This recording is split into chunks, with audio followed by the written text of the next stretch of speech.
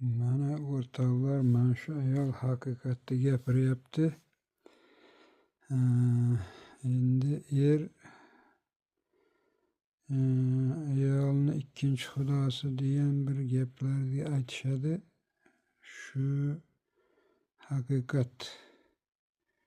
Nimaga erga itoat qilsa baxtli bo'ladi, aniq. Mana hozir eshitamiz. Chunki er har doim turadi.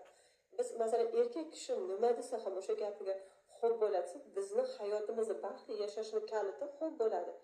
Er nima desa ham shu erning gapiga qo'shilsak, bizni hayotimiz gullab yashnab ketadi. Shuning uchun men har doim masalan o'rtoqlarimga ham bu qo'shgisi kelmayapti deganimda qo'shilmagan. Men o'zim opa singlim, jiyanlarim kim turmushga chiqarsa har doim ularga aytganman. Seni ota-onang ham, o'rtog'ing ham, dugonang ham, opa singling ham, aka-ukang ham shu ering bo'ladi. Shu eringni orqasida turdim har doim. Eringni kim yomon desa, har doim kerak bo'lsa uni g'ajib tashlab. Eringni yomon dedimi, u seni hurmat qilmagandir shunaqa deyapti. Erini hurmat qilmagan, bu sizni hurmat qilmagan. Agar meni erimni даже men ota-onam yomon desa ham, men ota-onam bilan bordi-keldi yig'ishtirib qo'yaman. Toki ular xatosini tushunmaguncha, xatosini tushungandan keyin borishim mumkin. Erlaringga hech qachon til tegizdirmaylar, hech qachon.